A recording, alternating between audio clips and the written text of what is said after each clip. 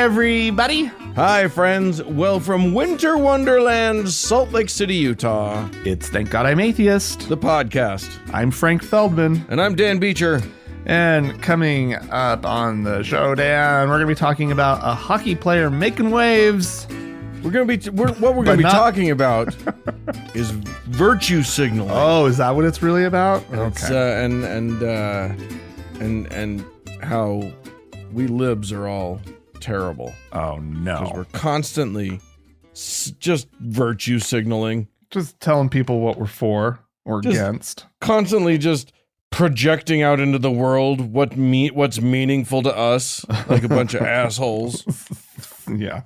All right. Well, we'll be getting to that in the second half of the show.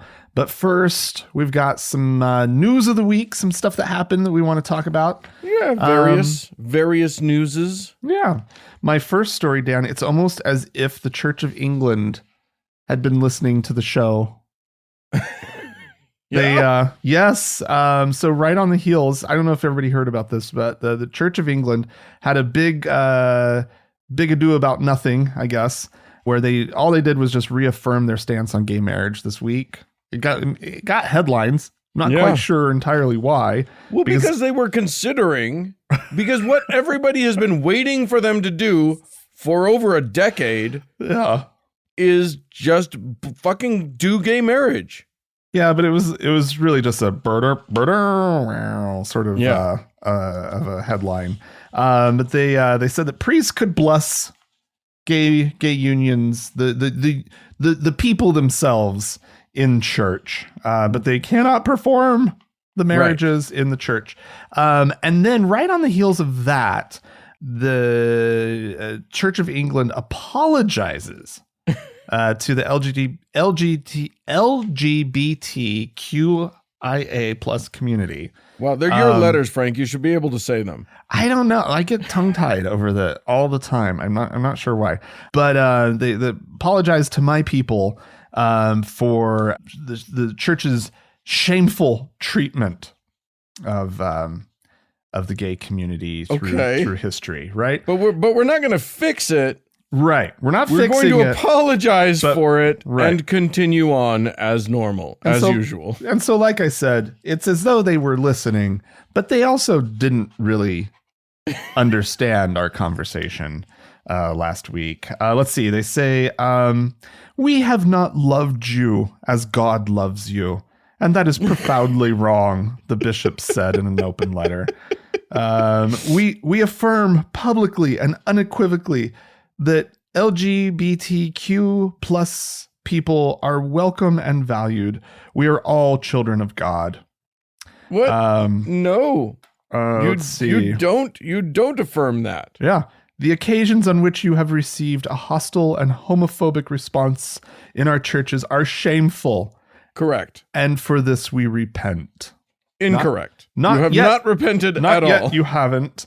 And also, there was something also that we talked about that we all hopefully learned last week, Dan. Do you remember that you don't have to accept apologies? That's right. When you are under no obligation to grant your forgive-ness. Exactly. Just because someone asked for it. So to you, Justin Welby, or whatever your name is, and the rest of you, no, I do not accept your apology. Incorrect. And you have not achieved forgiveness. No, it's really remarkable. Once again, Dan, here's on the heels of our conversation about it, here's a bunch of Christians not getting it. It's amazing. But I'm sure they feel better for having apologized. Yes, and thank God. What we would hate is if they felt bad. Oh, I know. And they do. They feel so bad. Yeah. And that's just tragic when they have sad feelings. When they've got a sour tummy about something. So a group of sad Anglicans. I mean, it is.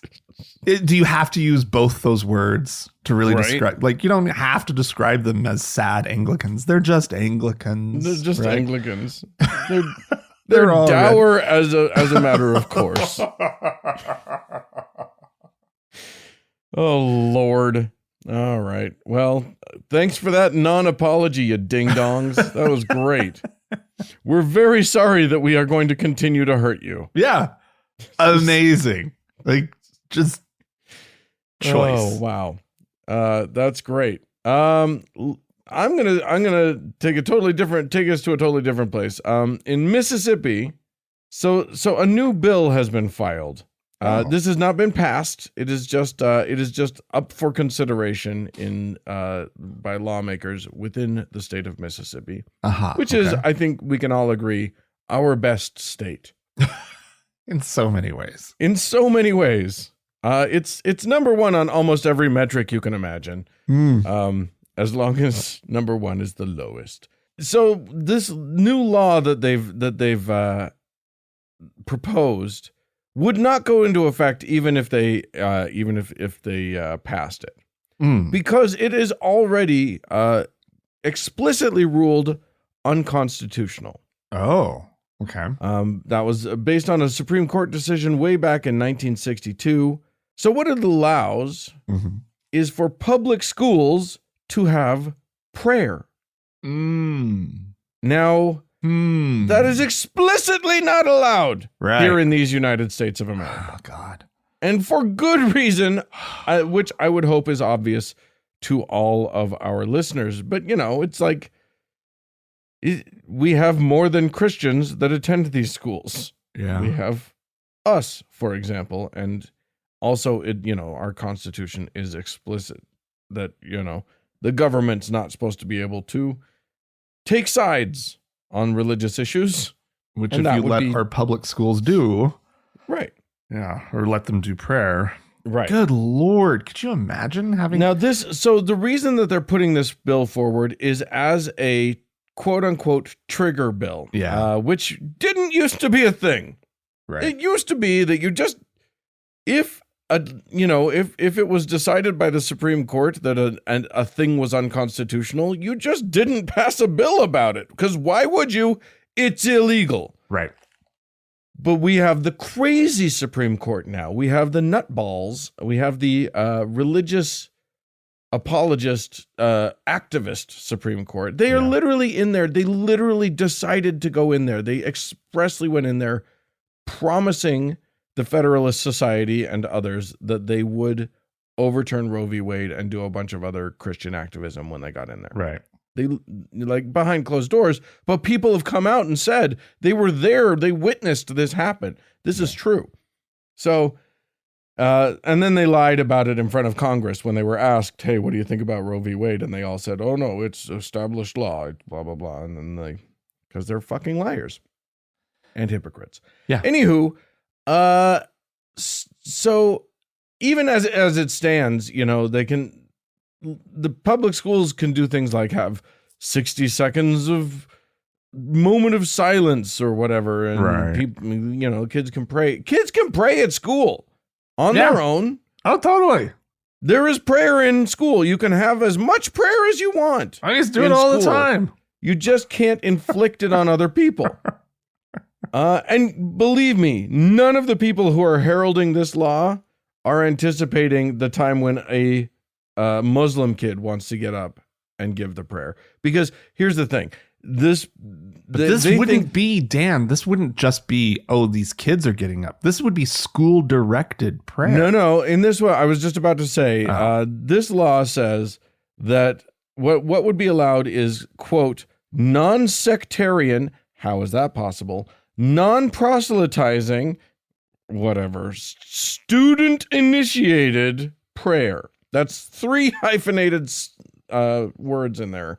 Why would they, why is that what they're going for? Why? I thought they wanted to get back to the good old days where, the teacher led the class in prayer. I think they feel like they're skirting some of the issues by doing this, but they're not. It's still the same. By the way, can I just say that the state representative who proposed this bill is a Democrat?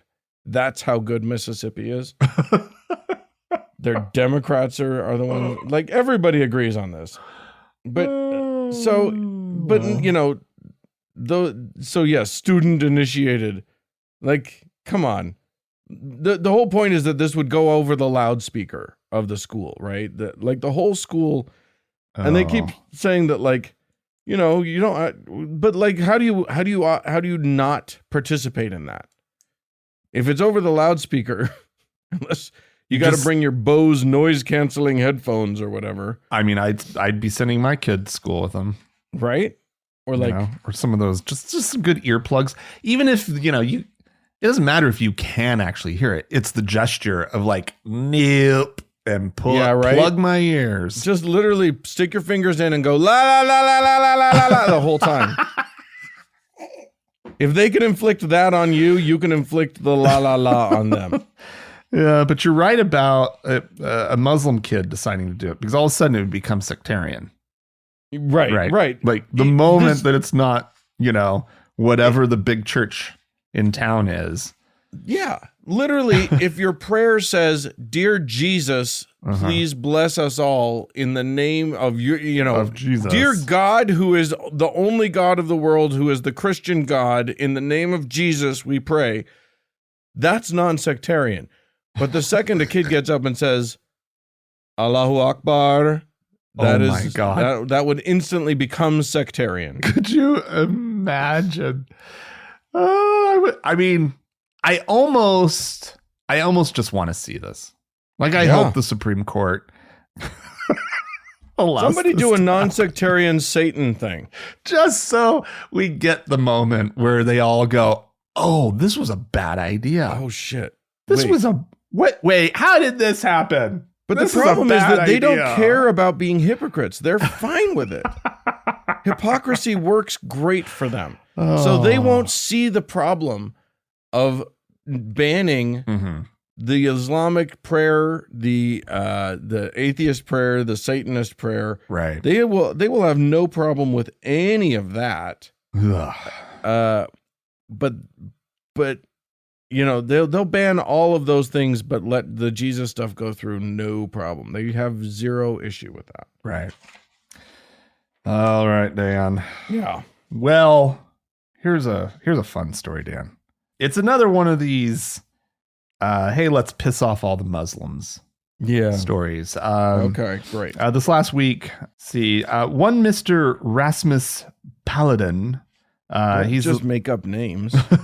He's the leader of the Danish far-right party Stram Kurs, which is translated a bunch of different ways. This article has it as hardline party. Far-right, as I said.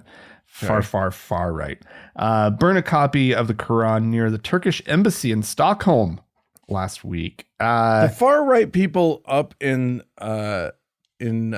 Scandinavia, they just want to poke the bear. Yeah. That's all they want to do. Well, yeah. They and this guy in particular, and he's obviously baiting them, right?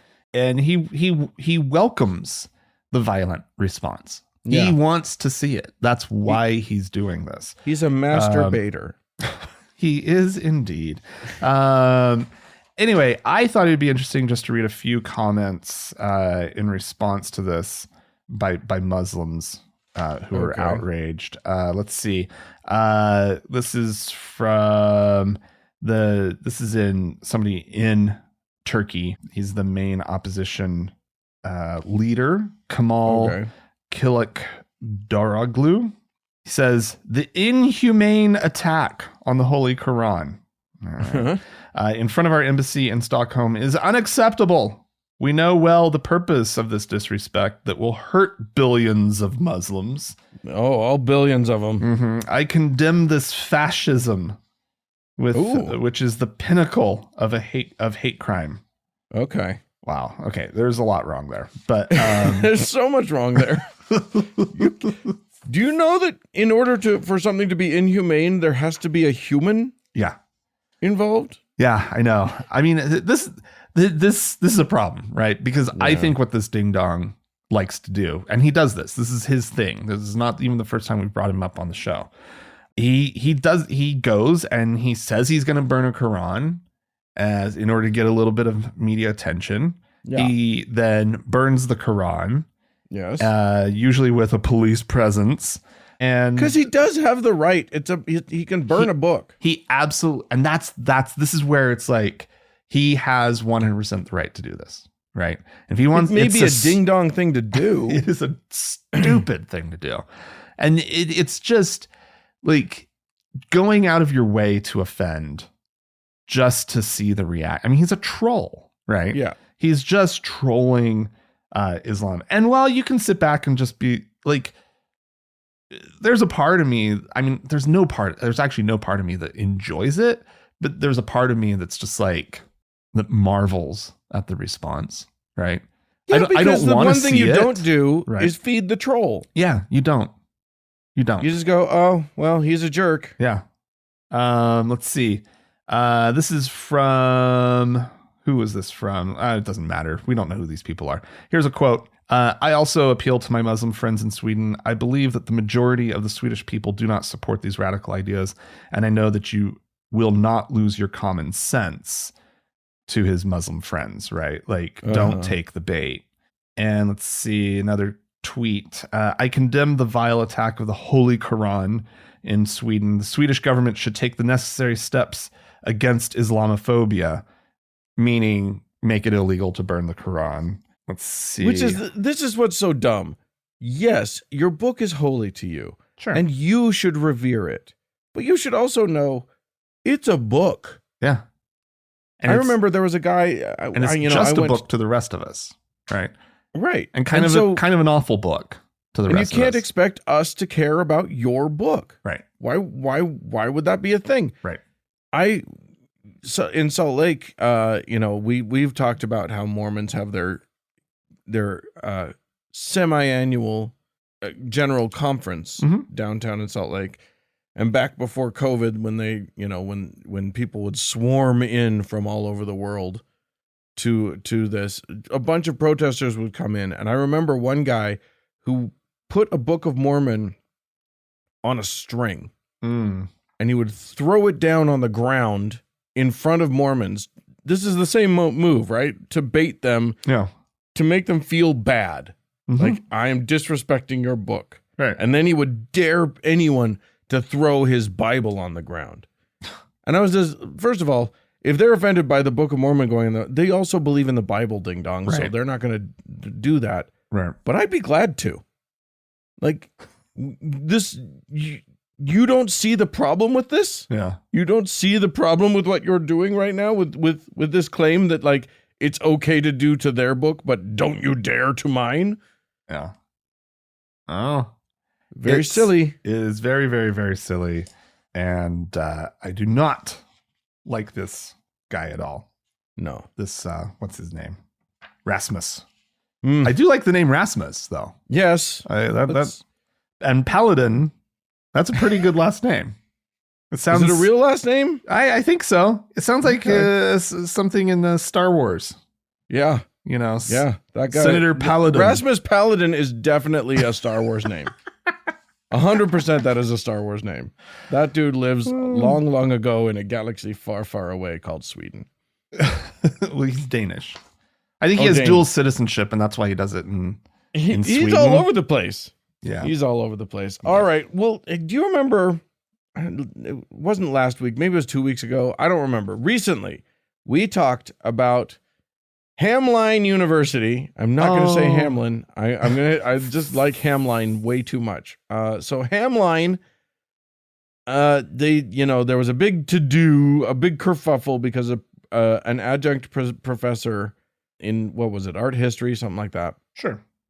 Posted, thoroughly warned her students, and then showed a painting that depicted the Prophet Muhammad. How dare she? How dare she? This was a painting from, it was an Islamic painting. So yes, right now, most of Islam is against, visual depictions of the Prophet Muhammad. And that's why, Charlie Hebdo got blowed up and whatever. Right. But that's not universal to Muslims. Some Muslims are totally fine with it. And some Muslims throughout history have been okay with it. And it wasn't even an issue until like 100 and something years, some amount of years after the death of Muhammad. Oh. Okay. And so here's the thing. Hamline, as a university, immediately like fired this professor and called out all this Islamophobia that she had done, and just it was insensitive and it was Islamophobic and blah blah blah blah blah. But then an interesting thing happened. A whole bunch of Muslims came out and said, "You're overreacting right now." Oh. Now a bunch of students, one student, I think, or maybe two students, had complained about this, right, because it had offended them. Right. But as all of my current professor friends will tell you, if there's one thing this generation of students does, it's complain about every fucking thing. They literally are the most entitled. Like, I can't believe the stories that I am hearing. If you are currently a Gen Z or whatever, whoever's in college right now, oh boy, and you're in college, chill the fuck out. Just let your professor teach a lesson. It's amazing how shitty they are. Anyway, I hope you write to me and complain about this. Anyway, get off my lawn. You would not believe the stories that I have heard from my professor friends. These are like really good, like caring professors who still can't do anything right. Oh, no. Anyway, but this university sprung into action, fired the people. Now, and this was in Minnesota, the local group of the local affiliate of CARE, that's the what are they? The something Muslim. Anyway, it's a Muslim group. It's a nationwide Muslim anti-defamation group. Okay. So the local chapter of CARE came out and denounced this this professor and the showing of this image. Interestingly, the national organization CARE came out and said, "Nah, it's fine. It's not Islamophobic. We don't love it, but it's not Islamophobic." And a whole bunch of others said the same thing. That's interesting. And now the university is backing off and saying that they were wrong, and saying, based on what we've learned, we have determined that our usage of the term Islamophobic was flawed. I think that's fascinating. Wow. So, there you go. It is and also there may be the motivator of this professor is suing.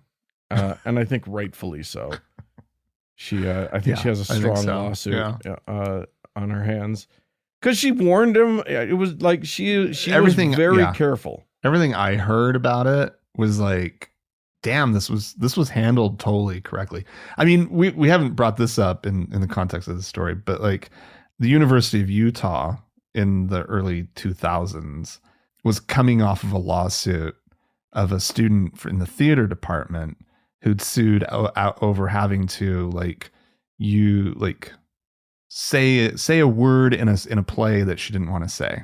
Right. Do you remember this? Oh, yeah. It was a big deal, and it was probably right after my time, but yes. Yeah. Well, anyway, so the whole university was like, and I was in the film program, and so we watched a lot of films, and so they had just established this whole thing where it was like, it's in the syllabus, it's clear, and professors need to excuse the student if they don't want to participate that day. And so like I recognized what that professor was doing as being, fine, do it. Warn the people, let them skip that day.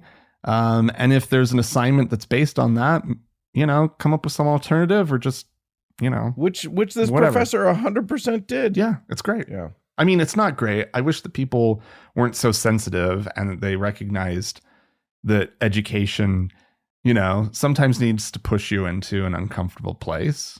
Right. Well, and the other thing is that religions just need to realize in general that like hearing something that feels icky to you is not an assault. Exactly. Yeah. You know what I mean? Like your religion will be just fine even if someone says something different than what you believe. Right. You are okay. Even though the Holy Ghost is testifying to you right now. Yeah. Even though your Mormon culture so really, cringy. really doesn't like the F-bomb, Mm-hmm. if someone says fuck in your presence, you're going to be fine. You will survive. All right. Well, Dan. Yeah. This is a totally different story, and thank God we're getting off of all of this. Moving on. Yeah. The indoctrination of small children into religion. That's what this is. Love it. This is a story from India where Okay. an 8-year-old is making headlines for entering some sort of monastic life and renouncing her claim to a great diamond fortune. Oh. Devanshi Sanghvi was, until this last week, an heiress to the Sanghvi and Sons jewelry business, which is valued at like $65 million or something like that. Wow. And is that what it was? It was a lot of money. I don't know why that number is jumping out. I don't see it in the article right now. Okay. But nonetheless, it was a huge fortune. And her family's Jain, right? So this is a Jain monastery. She was feted, according to the article, celebrated in a 4-day ceremony to mark her entry into the monastery. At one point, she was carried by a carriage, pulled by an elephant. And she, when They're like, let's celebrate. This is the last fun you're going to have. I know, it's so sad. An 8-year-old. When she arrived at the temple, she traded in her elaborate garments for a simple white cotton outfit and had all of her hair shaved off. Great. And this is all great. according to the article, I mean, she was destined for this life. She was pious even as a young child, according to a witness to the ceremony. Way back when she was young. Yes, even. Yes, indeed. Lo those many minutes ago. Devanshi has never watched television, movies, or gone to malls and restaurants, apparently. She sounds real fun. But you know, what's truly sick about this is that an 8-year-old doesn't make this decision on their own. No. Right? Like they might feel like they're making the decision, right? Yeah. But just like I felt like I was making the decision to get baptized into the Mormon church at 8. Exactly. But apparently Jain families sometimes encourage their children to enter a monastic life in order to sort of boost social standing for the rest of the family. Yeah. And that makes sense, right? Like that makes total sense to me. I know Catholic families, it was always a big deal, right? One of the sons went off to be a priest, or one of the daughters went off to be a nun. Like, it's an honor for the family. And yeah, you gotta wait until they're old enough to actually choose the damn thing. Sure. Yeah. Yes. 8 is wow. Yeah, that is gross. So, and I'll tell you what it sounds like. It sounds like they just found a way to get rid of their most boring child. They're like, the annoying kid really who's always preaching at everybody and always like telling them that they, we're Jains, we don't do that. And everybody's just like, oh my God. All right, fine. Yeah. Her family was a little not as careful around insects as they probably should have been. Right. Yeah, exactly. They're like, you know what? You would be great in a monastery. Don't you think that would be good for you? I think so. Come here, Devanshi. Let's go take a look. Let's go talk to the nuns. They're really nice. Let's see what we can do here. You'll get to ride on an elephant. You've always wanted to do that. It's of course entirely your choice, 8-year-old. Oh my God. That's absurd. That is disgusting. Okay. Well, I here's the thing. We, Frank, live in these United States of America, where I think it's pretty safe to say Christians are deeply persecuted. Oh, every day. Because Because at least not if you everybody ask them, agrees 100% with them. if you ask them, they are the most persecuted class of people in these United States, especially if you're a white male one. Because we Then you're just persecuted beyond belief because people, don't value your opinion above their own all the time.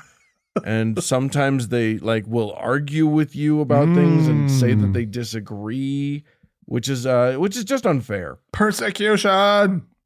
The truth is that there is an organization. It's a Christian organization called Open Doors, and they do a watch list of where Christians are persecuted. Okay. And guess what? Christian persecution is very real. Oh, yeah. There are in plenty the of world. places in the world. Yeah, totally. It ain't real here. So Are they tracking in the United States? no, why would you even bother? Okay. There's literally you have all the privilege in the fucking universe here, I don't know. Like, every time somebody says happy holidays, right? it seems like persecution to me. Persecution. Maybe not on the level of, say, a North Korea or a Somalia or Yemen. Yeah. Basically, kind of a lot of Asia, Middle East, and North Africa, you're going to find some pretty solid Christian persecution. Yeah. It definitely happens. Interestingly, yeah, I didn't, India right now is bad because they've got the Muslim nationalist government. Hindu nationalist. That's what I meant. In India, yeah. Did I say Muslim? You did, yeah. Yeah, Hindu nationalism there, absolutely. Muslim nationalism in a lot of other places, Pakistan, Correct. and Libya and Eritrea and all these other places. But yes, Hindu nationalism there. Yes, Modi's lovely group. It is interesting. North Korea is obviously very bad, but last year it wasn't North Korea. Last year it was Afghanistan that was number one. Oh, wow. Which of Yeah, course, that makes sense.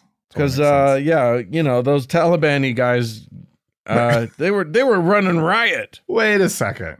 North Korea is worse than Afghanistan? Well, For according to Christian them, persecution? according to them right now, the Taliban have kind of turned their sights elsewhere for the most part. It's just sort of a hobby to persecute Christians now. It's more just it's not women. like there are that many Christians there to persecute. They have anyway. their focus on women at Yeah. this point. Yeah. Yeah, Okay. Fair right enough, now fair they're enough. they're worried about making sure that they can't see any lady flesh anywhere. North Korea, that's wild because if there's ever, reunification of the Koreas, the South Korea has a lot of Christians. Yeah, A lot. 100%.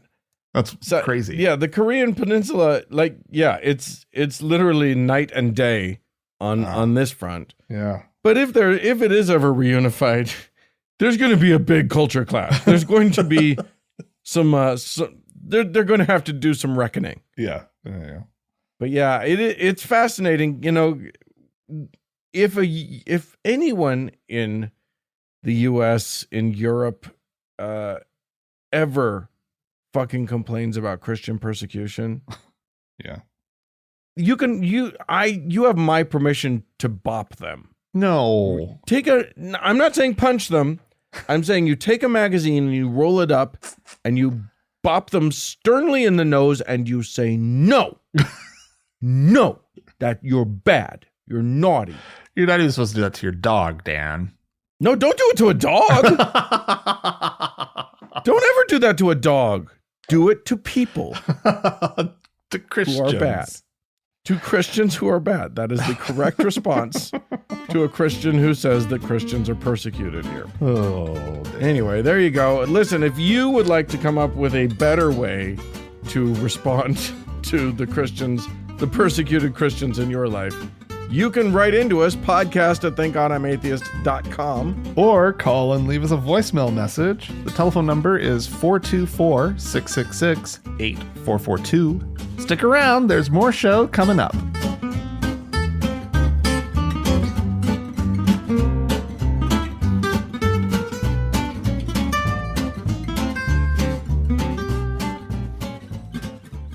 Well, Frank. Dan. I don't know if you know Kevin Sorbo. He was a TV actor. What TV's was he? Hercules. Hercules, that's right. Yes. Back in the 90s. Yes. He was very buff. Oh, yeah. Had long extensions in his hair. And that wasn't real?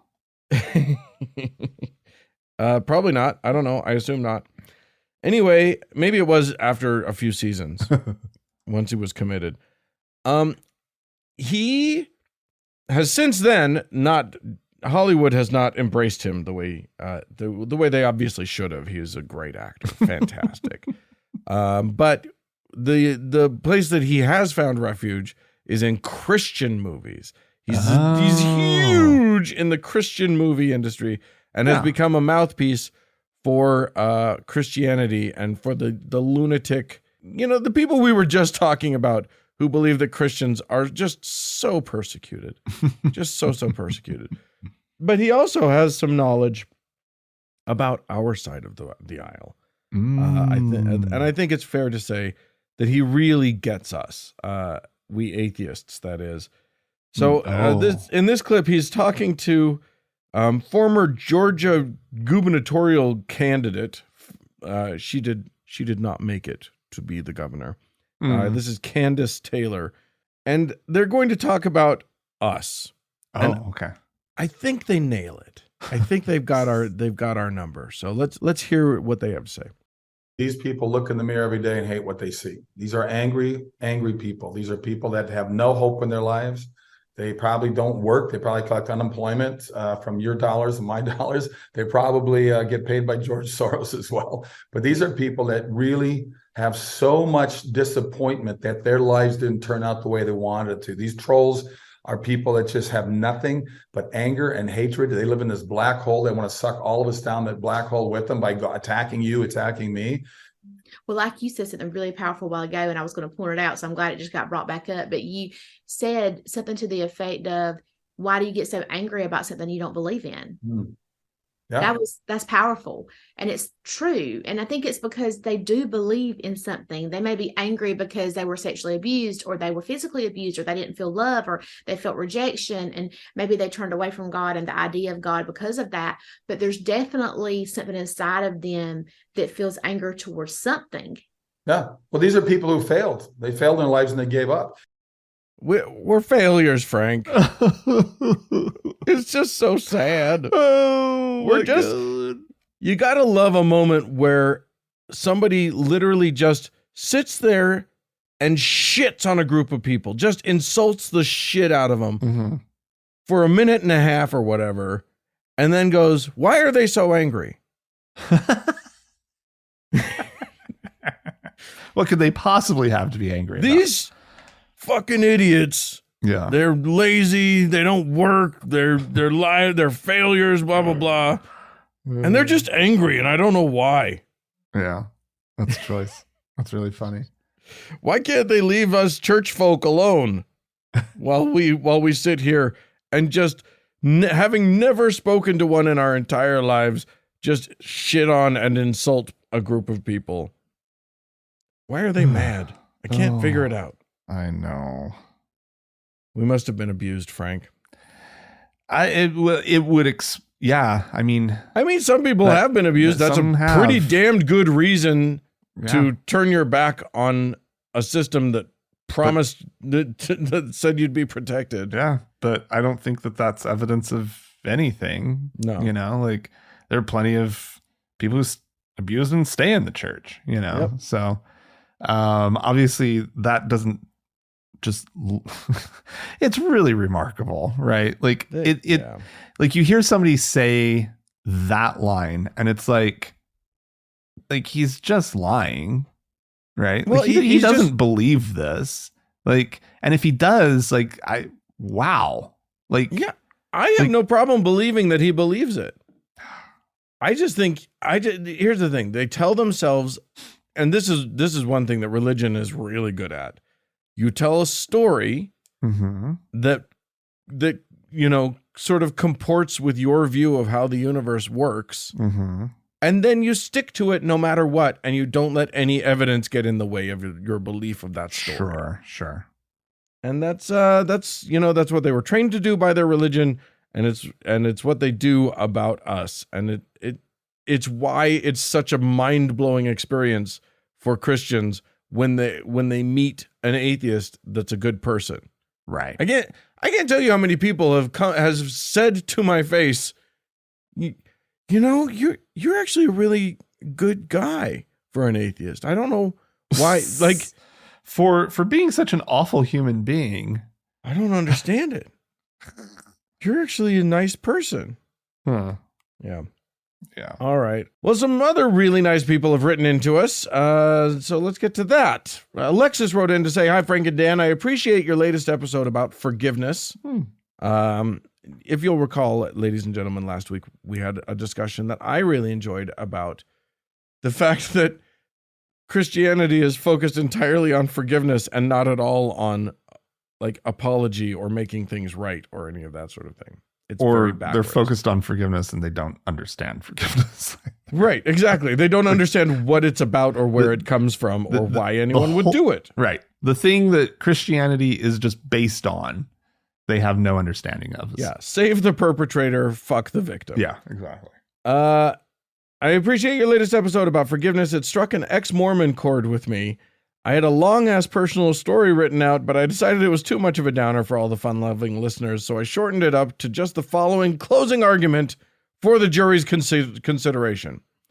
Was Jesus really just an old-timey criminal lawyer who specialized in getting his clients absolved of crimes through the forgiveness loophole? You be the judge. I like here's what I like imagining now. Jesus in a seersucker suit with a string tie, with like a Colonel Sanders, ribbon bow tie. Now, I'm just an old-timey country lawyer, but do we really want this man to rot in prison? I vote we forgive him. I don't know. That was good.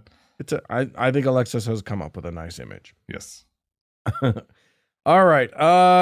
Kim wrote into us to say a couple things on the same topic. 2 thoughts on your apologies topic. Both stem from the same concept of liability. I think why true apologies, ones that are centered in making amends and or restorative justice, happen rarely, is that it's unpredictable in the extent of emotional, financial, and even intellectual work required. When you apologize in this way, the person harmed has a say in what actually counts as an apology. Yeah. That's hard for a lot of people to venture into. So apologies often stay surface level because you can control that. Yeah. I think that's true. Yeah. It's one of those things where it's like most apologies, in my experience, are things like, well, I'm sorry that you're hurt. Right. Nothing about, I'm sorry about what I did. Right. I'm sorry about the result. Right. I'm not really sorry about my behavior. I'm sorry that I hurt you is another. Yeah. Yeah. It's the same thing, but we're close to the same thing. But. Yeah. At very least, that I hurt you takes a tiny bit more responsibility, but still, it's not, my behavior was incorrect. And here are the ways that I understand that. Right. And let's work together to make sure that I don't do it again. Anyway, whatever. Kim goes on, I think we cannot ignore the business and money aspect of modern religions. For leaders, I think they fear legal and financial liability. I think this is a driving force for the Mormon Church particularly. If they truly apologized for their horrific policies on Black people or their involvement in displacing Indigenous children, or the mass stealing of Indigenous land, or LGBTQIA plus families and children, they open themselves up to lawsuits and calls for financial reparations. When I think of the Mormon Church, I think of it as a business that has its policies driven by liability risks They look at what happened to the Catholics and with the sex abuse cases, and they are not going to let that happen to their money. Yeah. Yeah. They have a whole law firm that is a very powerful law firm that guides more of their actions than God ever would. True. Yeah. So there you go. Finally, this is from Veronica, who writes, "Hi, Dan and Frank. I have a good story for you about being approached by a good Christian man who wanted to share with me the Lord's message." You'll recall that we've had other listeners write into us about, what they were, reading Andrew Seidel's book on a plane and being able to avoid pesky Christianity because of it. Right. Because of that sort of thing. Yeah. Sorry, Veronica goes on. "I was traveling on business, and due to multiple delays / flight cancellations, I got stacked at the Heathrow airport. The airport was absolutely packed, so I was relieved when I managed to find a small table at a coffee shop. I just wanted to enjoy my coffee and mind my own business. Then an elderly gentleman politely asked if he could take the second chair at the table. Sure, no problem. Then that elderly gentleman takes out a Bible and starts reading it and chuckling to himself like he's reading a very funny story." Oh, that is a bad sign, Veronica. He's entertained by the Bible? Oh, the wit, the humor of the Bible. Boy, can I just say that Paul, he was cracking those Ephesians up. I'm just going to say it right now. Right. Yeah, that's funny. Veronica goes on, "I knew exactly what was coming as he was glancing my direction. He was getting ready for the 'Do you believe in Jesus' conversation. It was time to get my laptop out and make sure he got a good look at the back of my laptop to see my favorite podcast sticker." And she included a photo. It was ours, a sticker that very clearly, this is me talking, said, "Thank God I'm atheist." He clocked it pretty much immediately. But to be safe, I also gave him the "don't even try to go there, mate" look. The second chair at my table was vacated almost immediately. Woohoo! That, my friends, is a solid use of a TGIA sticker if I've ever heard one. We need to start giving those out more just so that more people can have... Well, now that reminds me, I'm actually behind on sending stickers out to donors. Sticker sending. Okay. This is a patron thing. This is a patron thing. I'm going to write a note right now that says, "Frank, send out stickers." There you go. So they're handsome stickers. We've designed them well. Oh, they're great stickers. So yes, you should. All right, there we go. You should proudly display them on all of your electronics. I think that's just an obvious thing. All right. So there you go. We have some folks to thank. I'm going to start us off. We're going to thank Douglas, who has given us a one-time donation over on PayPal, and I'm going to say is a teacher now. You now have the magic powers of a 14-year-old boy in the Mormon Church. So really strong, powerful thing. And over on Patreon, Dan, we've got 2 new patrons. Ooh. Both coming in at the deacon level. We've got R and Nico Nee. Wow. So thank you to the both of you for your support. And if you'd like to join them, you can do so. Go to our website, thankgodimatheist.com. Click on the support tab, and you'll notice it looks like there's only the option to do PayPal, but if you look over on the right, there's also the option to do Patreon. So yeah, we're bad web designers. And give us more money, we'll have a better website. That's what we're trying to do here. We're just trying to be okay at things. All right, and as always, Dan, we have our top donor to thank, our Lord and Savior, Dave S. Stick around, more show coming up.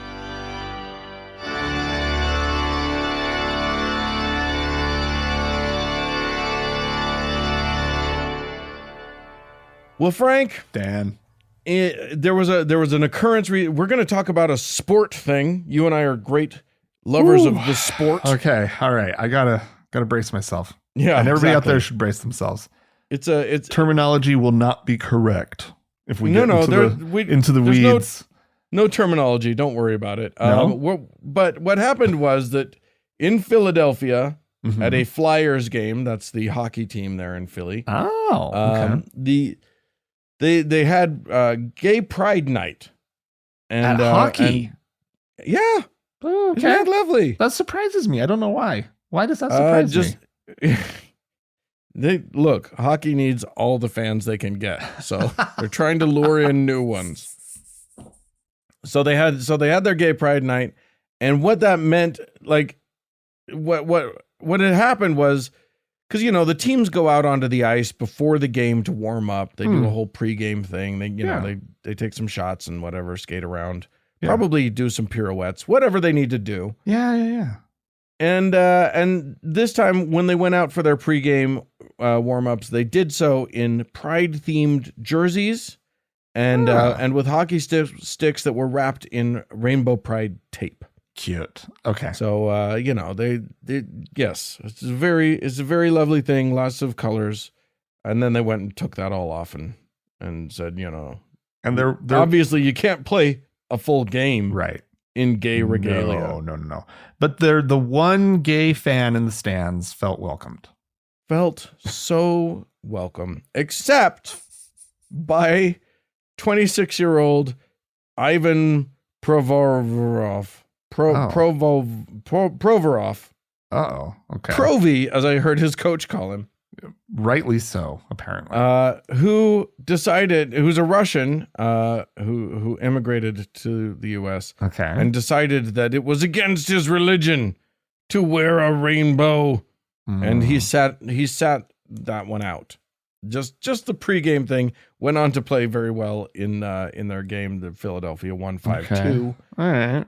With Provy playing 23 minutes of the game, so he was an integral part. He was in there. Of their win. Yeah. Okay. So here's the thing: the right wing of our social political spectrum here in these United States has taken to screaming about how libs, are just constantly virtue signaling. Oh, geez. They're constantly just showing off how much they believe in, their things that they believe in. And it's just virtue signaling. That's all it is. All these people writing Facebook and Twitter posts about how they think gays should have rights and whatever else. They're constantly signaling about how black people shouldn't be systemically discriminated against, that sort of thing. It's just virtue signaling, Frank. Oh my God. They're just showing each other how they're virtue signaling. Here's the thing. Virtue signaling by humans, or what sociologists I think call costly signaling. Oh, okay. It is a sociological phenomenon, and it's really pretty important. You're supposed to signal. We are a tribal species. We are a species that has for evolutionary reasons, since our inception as a species, we have in-group and out-group. Right. Now, that used to be really important because, you needed to eat and your group needed to be able to fend for itself. And as a species, we're terrible in the single. We need groups of us to do well. But, we're in a post-evolutionary phase right now. We can let go of it a little bit. We could just embrace everybody, but we can't. And it is important that we do want people to know where we stand on things. That's important. So, literally nobody virtue signals more than the religious right of our country. Nobody does it more than them. Everything about that, they wear a cross, they wear a Trump hat, But Dan, you're missing something here. It's not when they do it, it's not virtue signaling. They're just being themselves. They're just doing what's right, Dan. Yeah. They're right. So how is it virtue signaling? Right. Exactly. They're just doing what comes naturally to them. Yeah. Like, what's amazing is that the higher the cost of signaling like this, the more cachet you get right in society. So if you're going to lose followers, but you still want to say the right thing, you still want to come out in favor of the thing, right? That's more costly, and therefore you get more cachet with your group. Right. Not doing what the rest of your team is doing. Right. Right.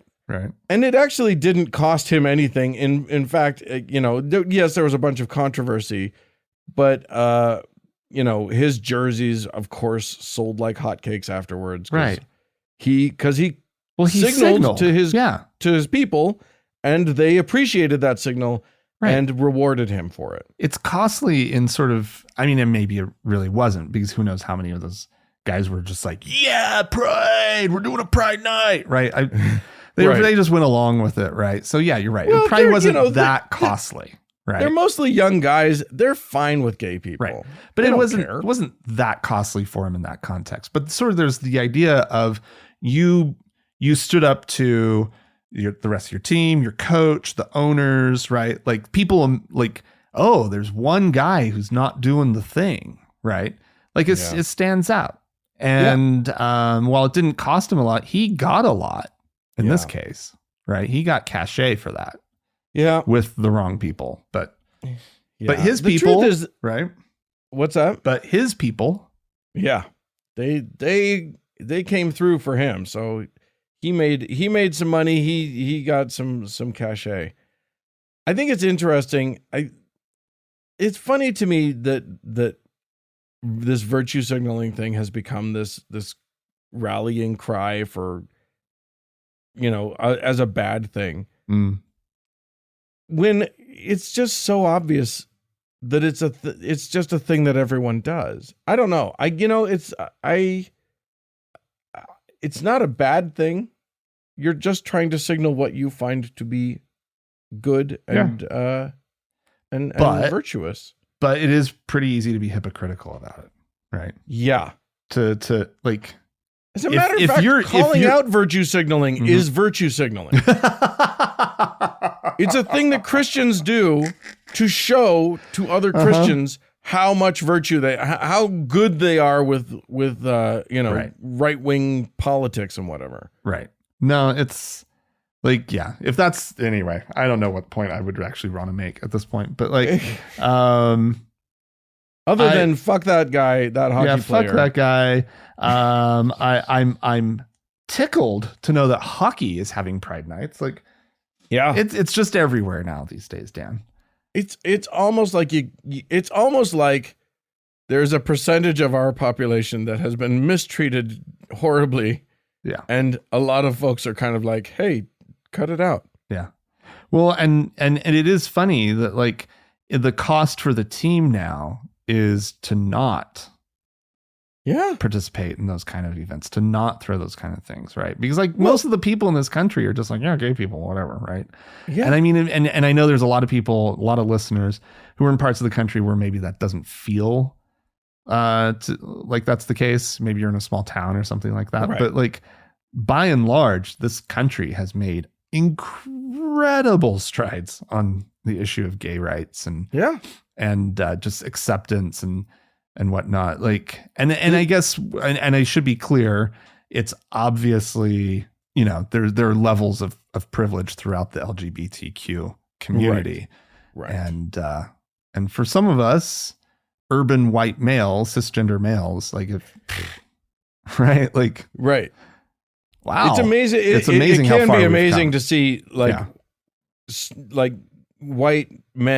gay white men becoming just as sort of shitty to other oppressed groups as straight white men, because they are now so far from the oppression of other times that they get to participate in all the shittiness.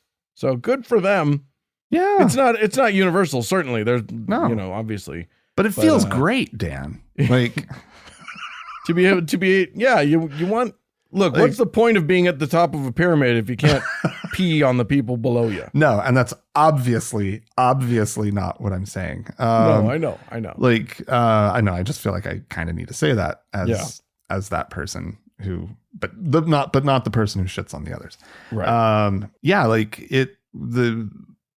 there's been an immense amount of progress, and the work is obviously not done, and it's why those Pride Nights are still so critically important. And Indeed. so, And you know what it does, if nothing else, is that it, quiets. There is such a noisy minority of people who still hate gay people. I know. Who still fight against gay people having rights and trans people having rights. I know. And they are the minority, but they are loud and they are powerful. So it's these moments where we see, hockey, or we see NASCAR doing pro LGBTQIA. NASCAR? NASCAR. No. Yes, my friend. I have not been keeping up on this, apparently. So when we see those moments, it is a great indicator to the world, to the people who live in these, maybe in some of the shit parts of the country. I'm not going to name names. But if you're there. But if you're there. And what it's saying is maybe it's not as bad as you think. Yeah.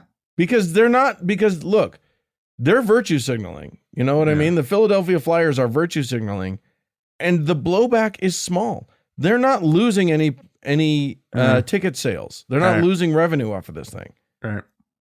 Some people are grumbling, even a player grumbling. Yeah. But it's fine. So there you go. Go out into the world and signal your virtue. Tell everybody what's virtuous about Put yourself. on a teacher. Some of you are going to be getting stickers here real soon. So Yeah. Virtue signal about our show. And if you would like to tell us ways in which you signal your virtue, or ways in which others have signaled their virtue at you, you can write into us, podcast at thankgodimatheist.com. Or call and leave us a voicemail message. The telephone number is 424-666-8442. Yeah, go to the Facebook page, facebook.com/TGIAtheist. Click that like button. And if you'd like to join one of our members-only lounges, you can do so. Go to our website, thankgodimatheist.com/members only. All you have to do is just request to join. Thanks so much to the Red Rock Hot Club for the use of their fine music. And thanks to Gordon Johnston for the use of his music. And thanks to all y'all for tuning in. We sure do appreciate you. Thanks so much. Bye-bye.